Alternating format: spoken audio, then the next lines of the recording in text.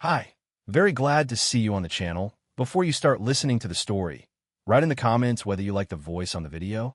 I wasn't supposed to be home that weekend. The plan was simple. 3 nights at a remote cabin up north with 2 old college friends I hadn't seen in years. No phones, no service, just fishing rods and campfire meals. It was the kind of thing I used to love before adult life made everything so complicated and loud. Haley had even encouraged me to go, saying, "You need this. You've been burning the candle at both ends." So I went. I packed light, kissed her goodbye, and pulled out of the driveway with a cooler in the back seat and the windows down. But plans change, and sometimes the universe decides to give you something you didn't ask for. A busted radiator 20 miles into the trip turned the weekend upside down. By the time I got the tow truck and learned the part wouldn't arrive until Monday, it didn't make sense to keep going. I called the guys, canceled, and started heading back. I didn't call Haley. Maybe it was curiosity. Maybe I wanted to surprise her. But something in me wanted to just walk through the front door unannounced. I pictured her curled up with a book or maybe rewatching one of her favorite shows in her fuzzy socks. She loved that kind of quiet, or so I thought. When I stepped inside, it felt different. Not wrong, exactly, but off. The lights were on in the hallway, even though it was still daylight. The kitchen smelled like reheated stuffing, even though she said she wasn't planning to cook much while I was away. A half-empty wine glass sat on the counter beside a bottle I didn't remember opening. It wasn't Haley's usual brand. She preferred whites. This was a heavy red. I called out, "Haley." No answer. I checked the living room. Empty. Bedroom, same. But I noticed a strange crease in the sheets, as if someone had been lying on the bed sideways, then quickly got up. I walked through the house again, slower this time, my senses tuning in to every tiny irregularity. The bathroom door was ajar, the fan still whirring. Her towel was draped over the sink, not on the hook where she always hung it. And on the kitchen floor by the trash can, a man's sock. Black, too big to be mine. I picked it up like it might bite me. No logo, just thick cotton, still faintly warm. My stomach twisted. I didn't storm around the house. I didn't yell. I just stood there, sock in hand, staring at the sink where Haley and I used to do dishes together after every dinner, where we'd sneak kisses while drying plates. And now this, whatever this was. A minute later, I heard the back door creak. Haley stepped in, hair damp, cheeks flushed like she'd just come in from a jog, except she wasn't in workout clothes. Just leggings and a sweatshirt. She stopped when she saw me. "Matt," she said, blinking like I was a ghost. "You're home early." "Yeah," I said, keeping my voice even. "Car trouble." She smiled, but it didn't reach her eyes. "Everything okay?" I held up the sock. "Whose is this?" Her gaze dropped to it for a fraction of a second before she looked back at me. "I think that's yours. Didn't you wear those last week?" I said nothing, just nodded and placed it on the counter. We went about the rest of the evening like 2 strangers pretending to still be married. She cooked something simple. We talked about nothing, but her phone buzzed twice, and each time she picked it up too fast, typing quickly before tucking it away. I didn't sleep much that night. I stared at the ceiling, my thoughts racing. I didn't know exactly what was happening, but I felt it, something hidden, something rotting under the surface. The next morning, she offered to make breakfast, acting like everything was normal. I let her. I watched her move around the kitchen, too cheerful, too smooth. That's when I knew something was being concealed. I didn't know what yet, but I was going to find out. I told her I was still heading back up north to meet my friends. She nodded without hesitation. "Have fun," she said, kissing my cheek. But as I drove off, I didn't head for the woods. I parked 2 streets away, turned off the engine, and waited. Because something had changed, and I wasn't about to ignore it. I used to think love was about grand gestures. Flowers on anniversaries, surprise getaways, handwritten notes tucked into briefcases. But after 10 years with Nicole, I learned that love is more about the small, everyday things. Making her coffee just the way she likes it, listening to her day even when mine was rough, remembering to pick up her favorite ice cream on the way home. I thought these little acts were the glue holding us together. I was wrong. It started subtly. Nicole's comments at social gatherings became sharper, laced with an edge I hadn't noticed before. At a friend's barbecue, as I recounted a minor mishap at work, She interjected, "Well, if you paid as much attention to detail as you do to fantasy football, maybe these things wouldn't happen." Laughter ensued, but I felt the sting. At first, I brushed it off. Everyone has off days, right? But the pattern persisted. During a dinner with my colleagues, she remarked, "I don't know how you all handle his forgetfulness.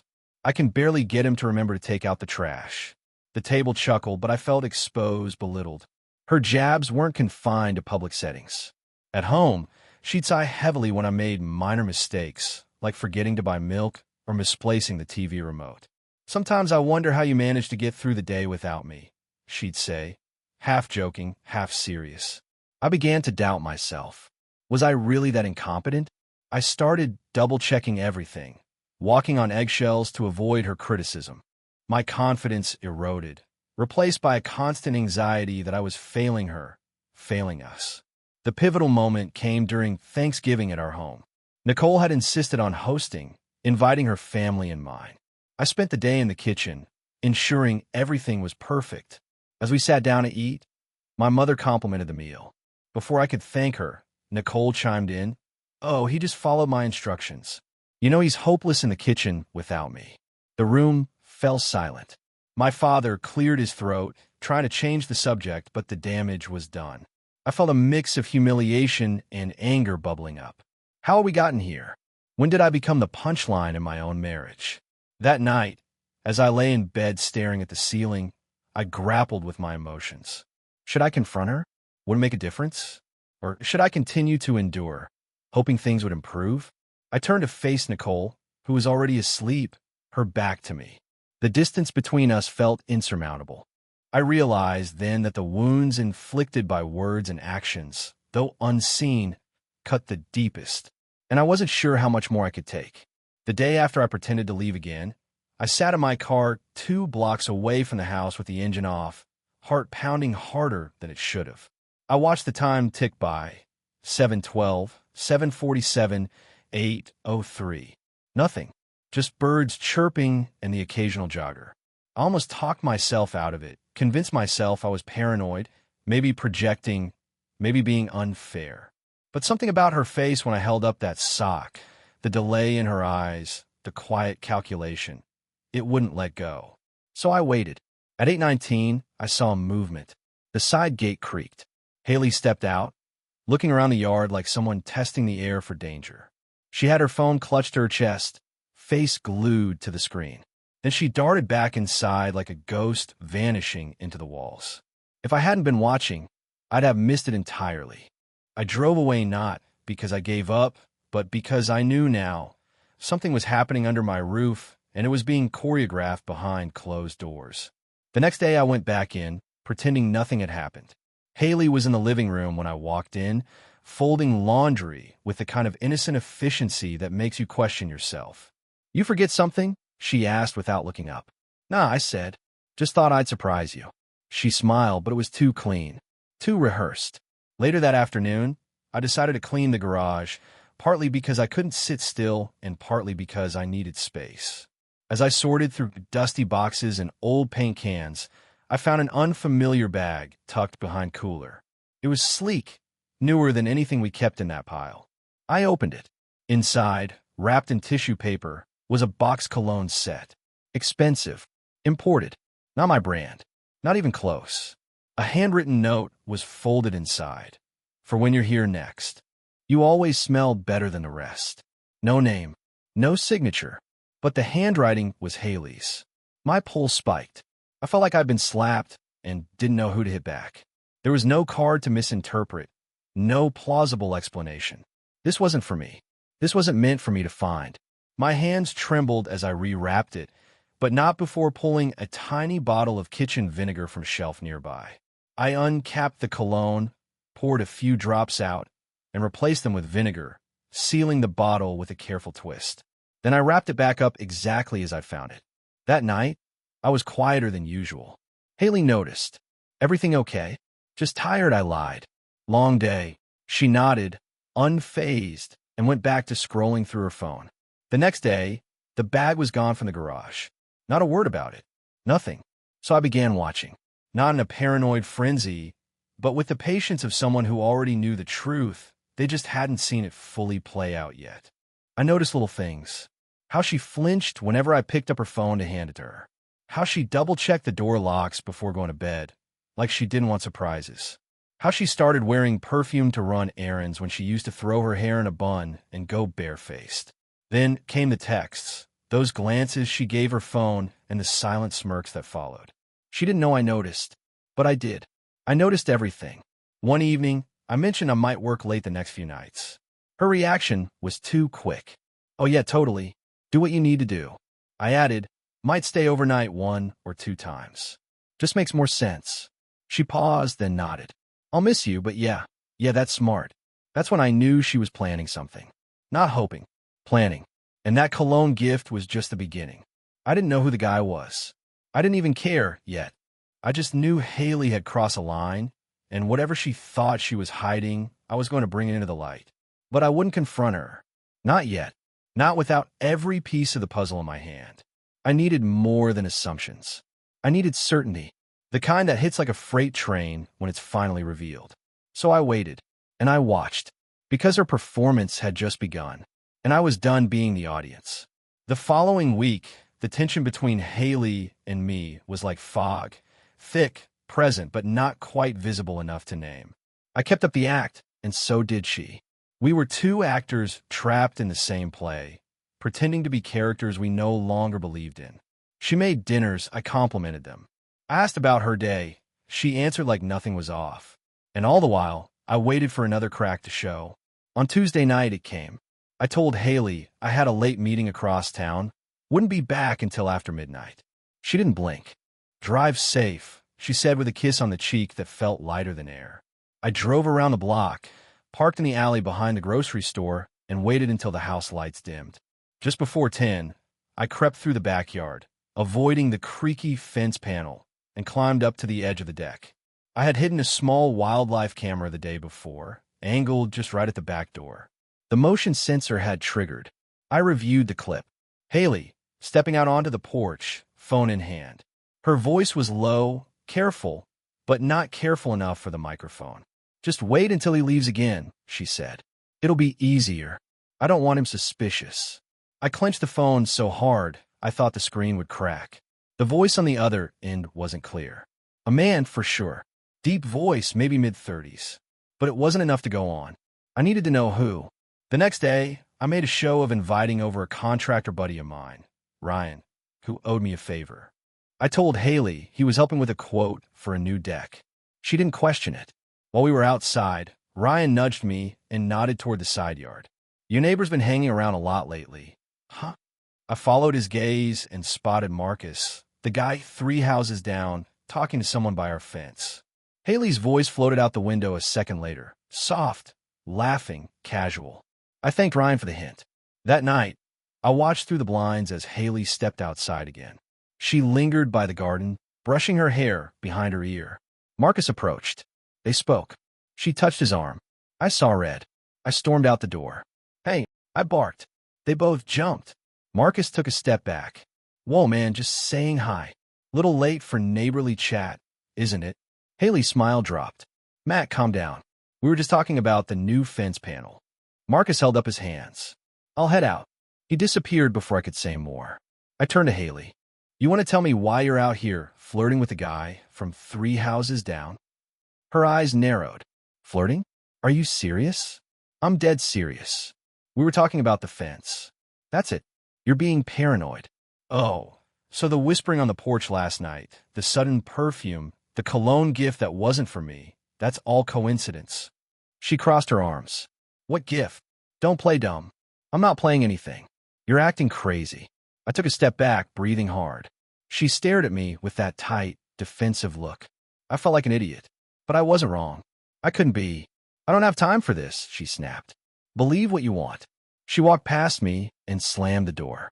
I spent the rest of the night replaying it all in my head. The way she looked at Marcus. The way she didn't deny it with any real urgency. I was sure I had her. Until the next morning. A knock came at the door. Marcus stood there, holding a bag. "Hey, man," he said, uneasy. "Want to clear the air? I know last night looked weird, but Haley asked me about the fence because she's planning a surprise for your birthday. I blinked. What? He pulled out a small brochure, deck renovation layouts. She wanted to get some quotes without tipping you off. I didn't know she hadn't told you yet. I stared at him, at the documents, at the undeniable evidence that I'd made a mistake. I mumbled a thank you and closed the door. My face burned. Guilt churned in my gut. I'd accused her of something she hadn't done, at least not with Marcus. That night, I apologized. She looked at me with tired eyes and just said, "You need to start trusting me again." I said I would, but I didn't believe it. Because if Marcus wasn't the one, then who the hell was? The next few days passed in a strange rhythm, like I was caught between two realities. On the surface, everything calmed down. Haley smiled more. We had dinner together, watched TV in the evenings, even shared a few laughs. But behind that peace, I couldn't silence the noise in my head. The apology I gave her after accusing her of cheating with Marcus fell hollow, because while I may have been wrong about him, I was absolutely certain I wasn't wrong about her. I just hadn't found the truth yet. And now, she knew I was watching. That made her better at hiding things. Saturday morning, I forgot my wallet and doubled back from the grocery store. When I came through the door, Haley was in the living room with her laptop open, headphones in. She closed the screen just a bit too fast when she saw me. I froze. She smiled. "You're back already?" "Forgot something," I said, watching her carefully. She stood too quickly. "Need help?" "Nope. Got it." I walked to the kitchen, but not before noticing the open notebook beside her laptop, half covered by a magazine. The handwriting was hers. The words? I only caught a few. Thursday, 9:30 p.m., and underneath that, guest room. That's when something clicked. I thought about how she'd started using the guest room more often lately, claiming she needed the space to get better sleep when I snored. I never thought much of it at first, but now, I waited until she left to run errands that afternoon, then went straight to the guest room. It looked untouched, like a hotel room in waiting. Bed perfectly made, air freshened with one of her scented sprays. But the closet door wasn't fully shut. I opened it. Tucked in the back, behind an old vacuum, was a gym bag that didn't belong to either of us. I unzipped it. Inside were men's clothes. Folded. Pressed. A belt. A comb. A toothbrush still in its package. All new, all foreign. My heart rate climbed. I stared at the items like they might explain themselves, as if they might whisper the name I hadn't been able to find. I repacked the bag exactly how I found it. Closed the closet. Sat on the bed. I couldn't tell what scared me more, that she was sneaking someone into our house, or that someone was staying here without me knowing. The possibility that whoever it was had walked past me while I was asleep, maybe eaten from our fridge, sat on our couch. That thought made my skin crawl. That night, I couldn't sleep. I lay in bed staring at the ceiling, hearing every creak in the house like it was screaming for me to act. At 2:07 a.m., I got up and walked the halls. Nothing. The guest room door was closed. I leaned against it and listened. Silence. I stepped away. Sunday morning, Haley was humming while she made pancakes. I forced a smile and leaned on the counter. So, I asked casually, "Anyone coming by this week?" She didn't look up. "Nope. Just us. Not even for Thanksgiving." I asked, "I thought your mom was coming." "She is. Thursday. You know that." I nodded, watching her stir the batter. "Anyone else?" She stopped stirring for a second. Then, too quickly, "Just her and Ray." Ray, her stepdad. I hadn't thought about him in years. We weren't close. He was always distant, cold, with that dry, sarcastic humor that made you wonder if he ever liked anyone, even himself. He wasn't cruel, just off, like a guy who operated on his own frequency. Something about his name unsettled me. I couldn't say why. That night, I checked the guest room again. The gym bag was still there, unmoved, but something else was different. A charger had been plugged in near the dresser, one of those multi-port travel chargers. I never used it, neither did Haley, and yet it was warm to the touch. So someone had been here. Recently, the truth was circling, getting closer. I could feel it, but every time I reached out to grab it, it slipped through my fingers. Still, I wasn't stopping now. This wasn't paranoia anymore. This was a pattern, and I was getting closer to breaking it. By Monday, I stopped pretending that this was a coincidence. The evidence was everywhere. It lingered in the air, lived in the walls. The gym bag hidden in the closet, the faint cologne scent that wasn't mine, the charger that had been used recently. It all pointed to the same thing. Someone had been inside my home. Someone had brought an entire routine with them. And Haley was letting it happen. But even knowing that, I still didn't know who. The not knowing was the part that kept my hands clenched at night, had me pacing the hallway while the rest of the house slept. I couldn't focus at work. My calls were sloppy, my emails filled with typos. People noticed, but I just blamed the upcoming holiday. A lot going on, I'd say. And it wasn't a lie. Thanksgiving was 3 days away. Haley was buzzing with excitement, talking about the menu, the seating chart, even what color the napkins should be. She floated around the house like everything was perfect. Meanwhile, I was losing my mind. I decided to dig into her phone, not out of impulse, but with intention.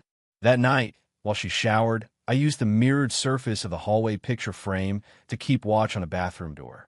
Her phone sat on the kitchen counter, unlocked. I moved quick. Her messages were clean, too clean. No flirty texts, no mystery numbers, no saved photos.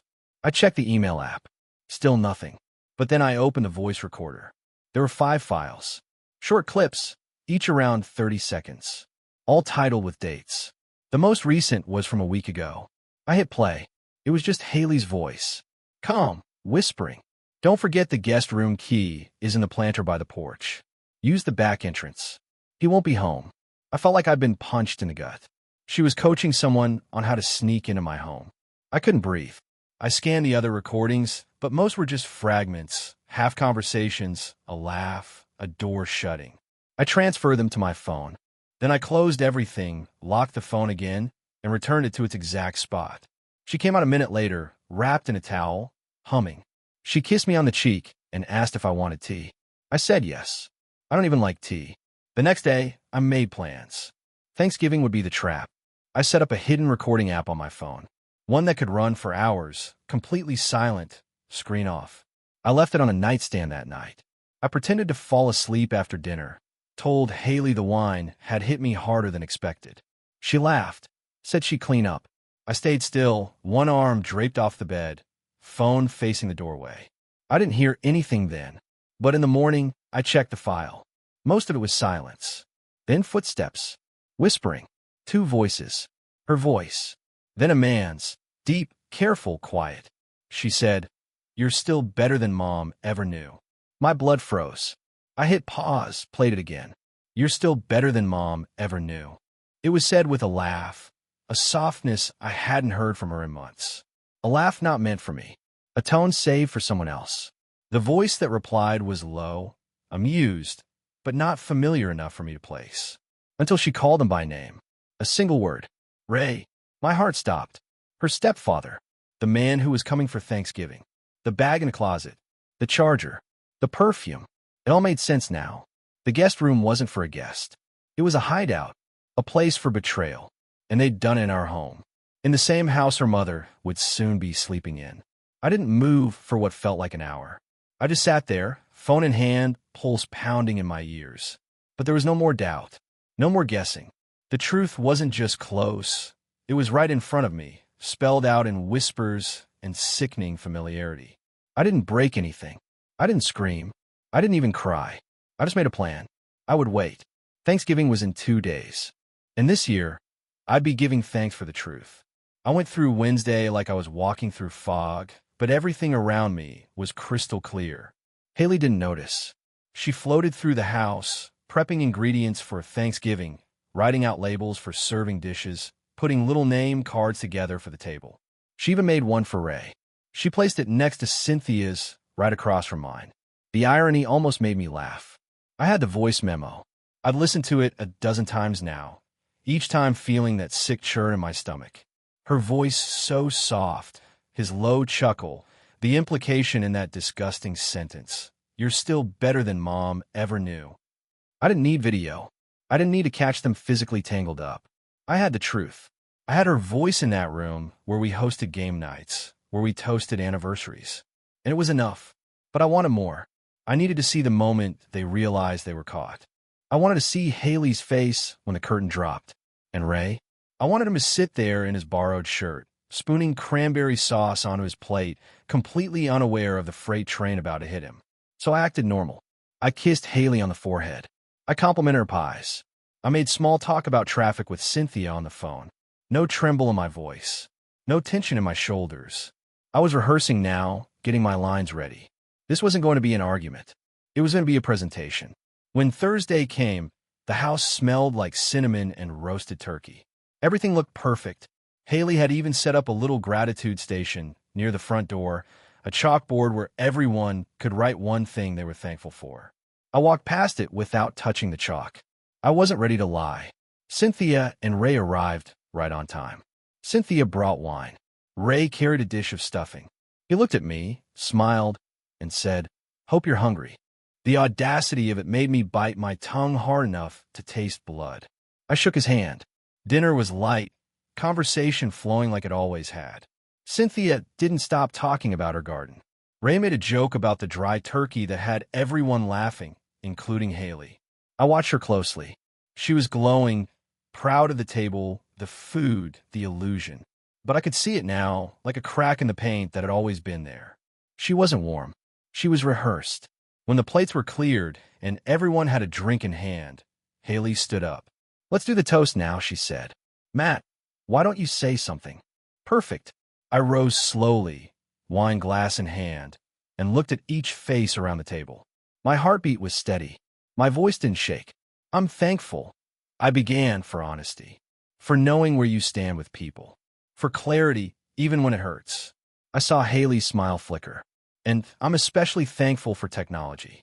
You know, I've been using this new voice memo app lately. I accidentally left it on one night while I was passed out from too much wine.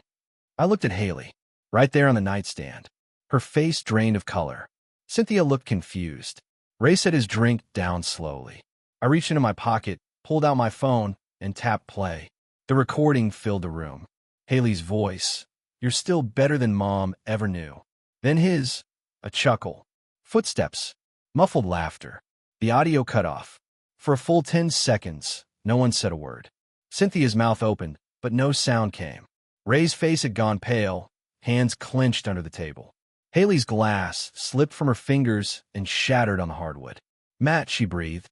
"Please." I cut her off. "You can take your daughter," I said to Cynthia, then turned to Ray, "and your husband with you. I'm done hosting liars." I reached under the table and slid out a manila envelope, divorce papers signed and sealed. I set them next to Haley's plate like side dish. Then I walked to the Bluetooth speaker on the hutch, tapped a button, and let the memo play again. Just once more, and walked out the front door. I didn't go far after I walked out that night. I just needed air, real air, not the stage kind that came from scented candles and sweet lies. I stood on the front lawn for a long time, just breathing, watching the flickering shadows of my dining room dance behind the curtains. I imagined the chaos unfolding inside. Cynthia shouting, Ray stammering, Haley chasing after explanations that couldn't be spoken aloud. I didn't need to hear it. I'd already lived in the silence long enough to know what betrayal sounded like. But that wasn't the end. The dinner was just the first step. Exposure was satisfying, yes, but revenge needed planning. Precision. And I wanted it to echo beyond that house, to follow them like a shadow. The next morning, I didn't take calls from Haley. She called 12 times. I didn't answer once. I knew she'd want to meet, to twist the narrative, to cry and scream, and throw every excuse at me. I wasn't interested. Instead, I met with my lawyer. I had my copy of the recording, the timeline, and the bag of evidence I'd taken from the guest room the night before. Ray's belt, his comb, the charger. I told the lawyer everything. She was stunned, but professional. "You've got more than enough," she said, flipping through the pages. "This will move quickly." That weekend, I booked a meeting with a friend who worked in local media. Not a journalist, but a publicist with connections. I told him I wanted to tell my story. Not out of spite, I said, but to protect others from wolves wearing wedding rings and smiles. He hesitated at first. Then I showed him the evidence. The recording. The picture I took of the dinner table with the divorce papers and their shocked faces frozen behind the centerpiece. He didn't say no. I knew it would spread. I went home that night and found the locks had already been changed by me. I made sure of it. Haley's car was still in the driveway, but she wasn't inside. Maybe she was at her mom's. Maybe she was at Ray's. Either way, her things were already packed, boxes lined along the garage wall. Labeled, sorted, neat. I'd started that weeks ago when I still wasn't sure if I was crazy. It turns out I wasn't. Just ahead of the curve. I sent her a message. One sentence. Your stuff is in the garage. Please pick it up when I'm not here. She didn't respond. Monday morning, I uploaded the clip, just the audio, with a caption, "Some truths shouldn't be hidden, especially during the holidays." I didn't tag anyone. I didn't need to. The internet did the rest. Within hours, it spread. The story traveled faster than I thought it would. Friends texted. Distant family called. Coworkers sent vague messages like, "Thinking of you," while others just sent fire emojis. Ray's company profile disappeared by Tuesday. Cynthia blocked me. Haley went silent. I wasn't trying to destroy them. They did that themselves. I just gave the world a flashlight. That week, I began sleeping again. Not perfectly, not without dreaming of everything I'd seen and heard, but better, cleaner. The house felt different, lighter, like it had been holding its breath all this time, and now it could finally exhale. I spent my days working longer hours getting ahead.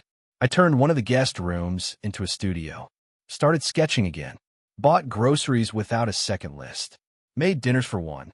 The silence was no longer my enemy. It became a friend, a reminder that I was no longer living a lie. I didn't hear from Haley again until 2 weeks later. A letter, handwritten, begging, regretful, apologizing for things I hadn't even known about, claiming she was lost, that Ray had manipulated her, that she'd been unhappy for years, that it wasn't my fault, that she missed me. I read it once. Then I lit a match and fed the fire every single page. It was a Friday evening when she finally showed up at the door.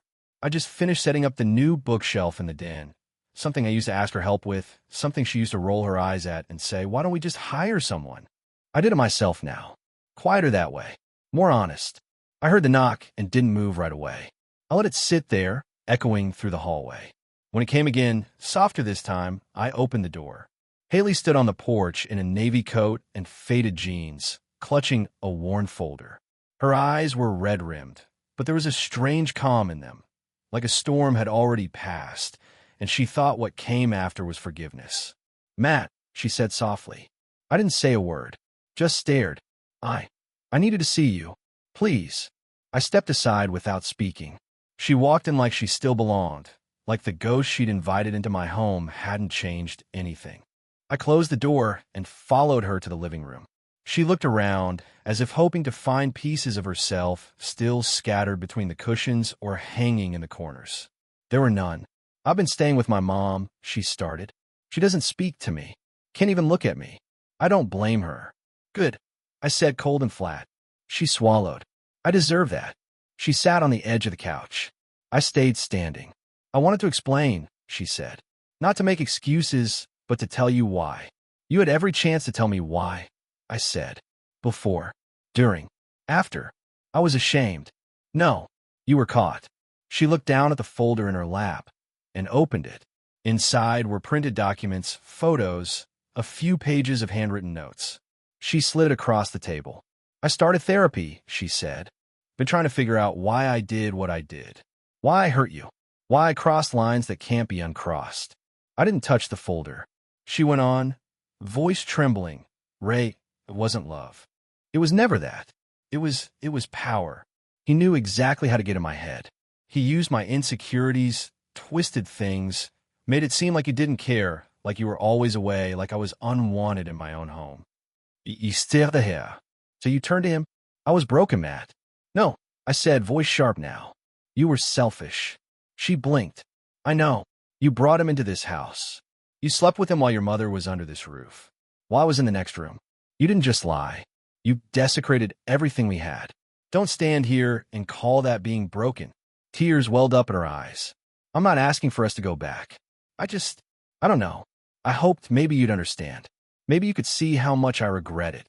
I crossed my arms. "Regret doesn't change anything. I've lost everything," she whispered. "No," I said. You gave everything away. There's a difference. She rose, panic rising in her voice. Matt, please. I made a mistake. I made 100 mistakes. But I'm still me. The person you married, I cut her off.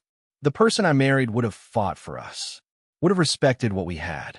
The person you became buried that version of you the night you let your mother sleep peacefully while you destroyed her marriage and mine. She was shaking now. I didn't come here to beg. Yes, you did. Silence settled between us. She looked around one last time like she was memorizing it. Then her shoulders sagged, and she moved to the door. You won't forgive me, she said. Not in this lifetime. She paused, hand on the knob. What am I supposed to do now? I met her eyes. Figure out. Like I had to. She opened the door and stepped into the cold. As it closed behind her, I felt the air shift. The room was mine again.